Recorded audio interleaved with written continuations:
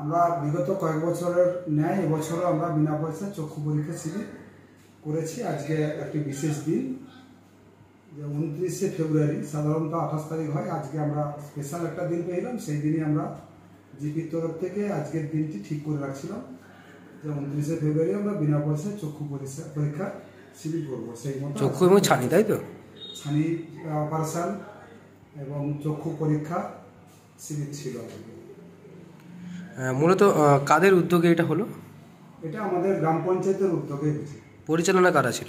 পরিচালনা জিপির সমস্ত স্টাফ এবং আমাদের মেম্বাররা সহযোগিতায় চৈতন্যপুর বিবেকানন্দ মিশন থেকে।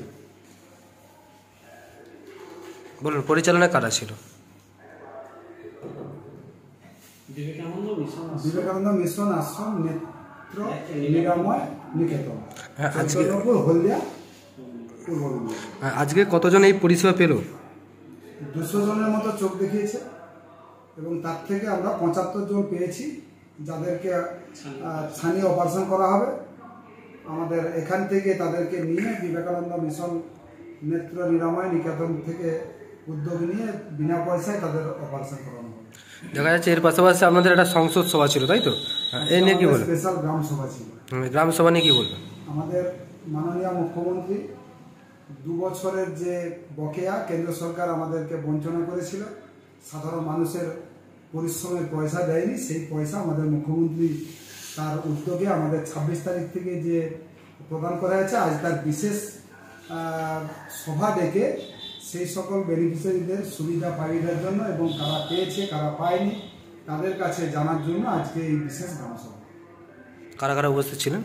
আমাদের সাংসদ বাবু মায়েরা ছিলেন, সারা অঞ্চলে বহু মানুষ এসেছিলেন, প্রায় 1000 খানিকের বাইরে মানুষ এসেছিলেন এবং আমরা গ্রাম পঞ্চায়েতের সকল সদস্য, আমাদের বিশিষ্ট মানুষজন ছিলেন বহু, আমাদের পঞ্চায়েত সমিতির মেম্বাররা ছিলেন, কর্মাধ্যক্ষরা ছিলেন। আর ব্লক প্রশাসন থেকে কেউ ছিল? ব্লক প্রশাসন থেকে ব্লক প্রশাসন আমাদের জয়েন্ট সাহেব ছিলেন, জয়েন্ট ভিডিও, তাই তো? হ্যাঁ, জয়েন্ট সাহেব ছিলেন এবং একজন আধিকারিক ছিলেন, ওনার নামটা সমরজিৎ বাবু ছিলেন এবং সর্বোপরি ছিলেন আমাদের এই অঞ্চলের প্রাক্তন প্রধান আমাদের অশোক কুমার পাই, আমাদের প্রাক্তন মেম্বার আমাদের মানিক মণ্ডল এবং আমাদের এই যে যারা মারা যান বিশেষ করে তাদের যে চক্ষু দান, যিনি আমাদের এখন ফেসবুকে ডুবে ঘুরে নয়নমণি বলে পরিচিত, আমাদের প্রশান্ত ভাই ছিলেন। তার উদ্যোগে আমাদের এই সহযোগিতা, অশোকদা এবং প্রশান্তদার সহযোগিতায় আমাদের এই আজকের যে শিবিরটি অনুষ্ঠিত করতে পেরেছি। আমার নাম আর কি বলে আছে? আমার নাম শ্রীকৃষ্ণ বাড়ি, প্রধান নীলকুণ্ঠা গ্রাম পঞ্চায়েত।